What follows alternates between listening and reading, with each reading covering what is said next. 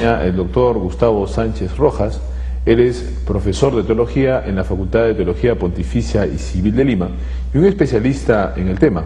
Primera pregunta es, ¿cómo se expresa o qué cosa quiere decir el dogma de la Santísima Trinidad? Bien, el Catecismo de la Iglesia Católica, en su número 234, señala lo siguiente, que el misterio de la Santísima Trinidad es el misterio central de la fe cristiana. Es el misterio por excelencia, ¿no? ¿Qué significa esto? Significa que la revelación que Dios nos ha hecho mediante Jesucristo es la revelación de su propia intimidad, de su ser más profundo y más propio. Lo que Jesús nos ha revelado de Dios es lo siguiente, que Dios siendo uno solo, no hay más que un solo Dios, no hay muchos dioses, Dios siendo uno, decía, es al mismo tiempo tres personas. Dios es Padre, Hijo y Espíritu Santo. ¿Cómo se entiende eso? Bueno, ahí viene justamente el hecho de que es un misterio que trasciende y supera completamente nuestra capacidad racional, que es limitada. Pero esa es la realidad que justamente Dios nos da a conocer de sí, ¿no? Algunas personas te dirían que el dogma es un invento de la Iglesia posterior al cristianismo, ¿no? Hay como muchas veces opiniones en las que te dicen que el dogma lo inventó la Iglesia de una manera arbitraria y posterior y que ya no responde a la esencia de la fe que predicó Cristo.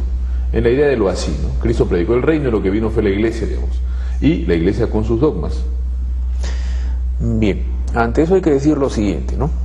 El dogma es la formulación en palabras de lo que es una realidad previa a la Iglesia misma y que es justamente la revelación que viene de Dios, ¿no? Efectivamente, la Iglesia se puede decir que creaba el dogma, pero ha creado el dogma a partir de una cosa que existe antes que ella, antes que la Iglesia misma, y que es el acontecimiento de Jesucristo. Lo que Jesucristo ha vivido y lo que Jesucristo nos ha enseñado, eso es el contenido del dogma. Es decir, el dogma sería una formulación, un intento de expresión más clara de este acontecimiento. Así es, más clara y más comprensible en la medida en que se puede, ¿no? Porque de hecho, y hay que entender lo siguiente, la revelación es una realidad que nos supera. Nosotros seríamos muy ingenuos si pretendiéramos con nuestra cabeza tan pequeña, ¿no?, abarcar toda la infinitud de la realidad de Dios. No podemos. Es un poco la cita de San Agustín claro, ¿no?, de la que conversábamos. Sí, la cita esta o la historia esta que dice que San Agustín, que pensaba justamente sobre la Trinidad, y decía, ¿cómo puede ser esto de que siendo uno sea tres?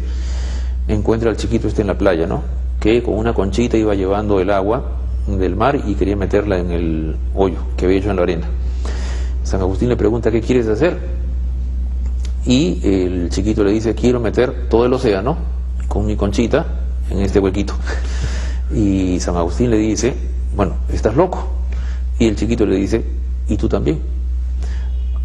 Bueno, es una leyenda piadosa ciertamente, claro, porque quieres meter en tu cabeza el dogma de la Trinidad. Refleja perfectamente la pretensión que a veces se tiene de abarcar con un instrumento tan pequeño, ¿no?, y tan recortado, nuestra inteligencia, toda la infinitud de Dios, ¿no?, que nos trasciende. Pero es interesante porque ayuda justamente a situar lo que es la realidad de Dios en su plano más propio, y también ayuda a situar lo que es la inteligencia humana en sus propios límites. Límites que no son malos, son buenos, pero esto nos lleva justamente a comprender qué es lo que podemos saber y hasta dónde, y qué es lo que no podemos conocer, y de hecho también el porqué, ¿no? Otro tema que está detrás también y que es muy importante y que ciertamente mucha gente se pregunta es por el tema de las bases bíblicas del dogma, ¿no?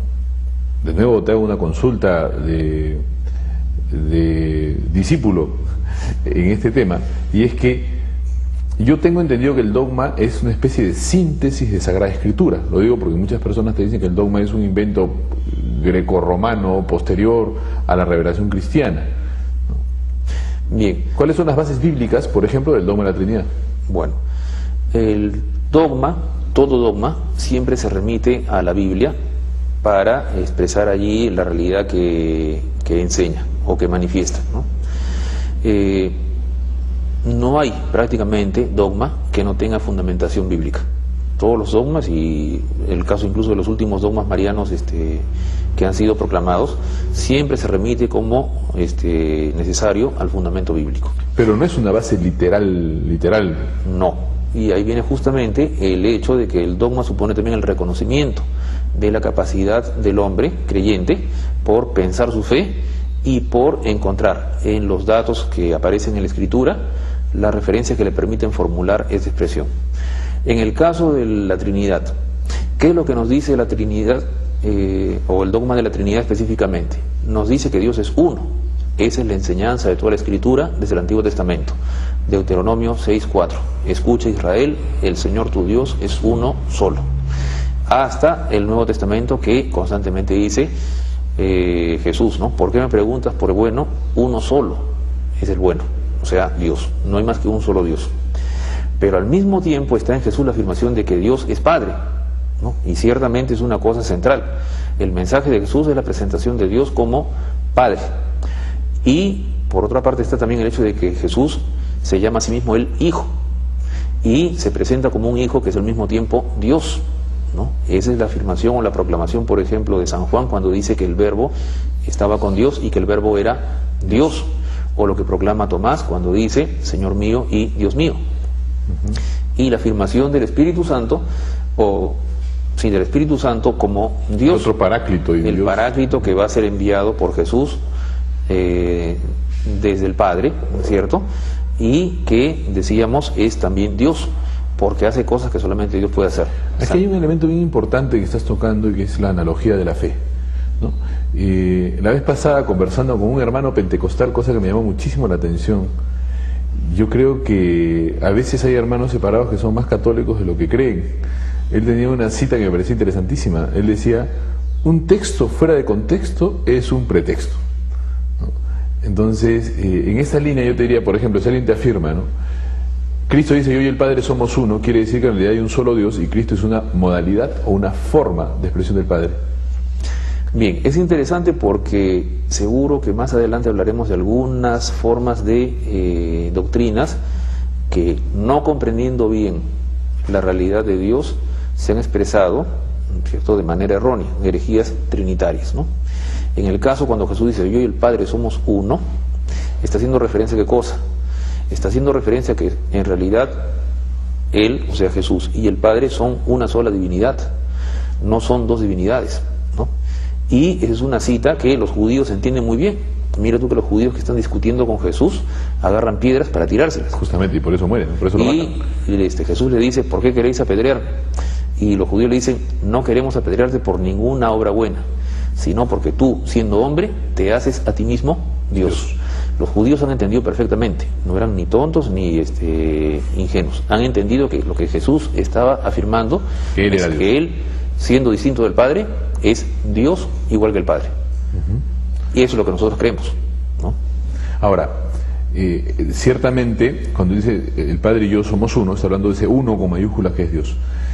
Hubo una herejía, tengo entendido, según me comentabas, que se llama el patripasionismo. Sí.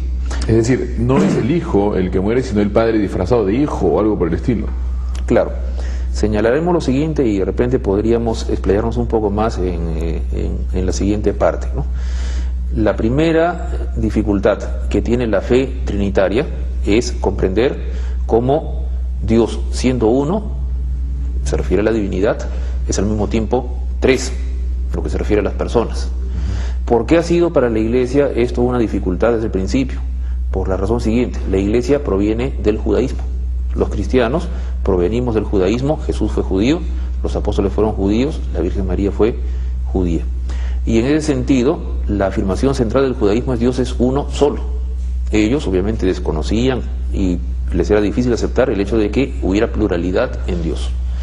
Por eso esa va a ser una gran dificultad que se resolverá más adelante, pero que dio origen a diversas herejías.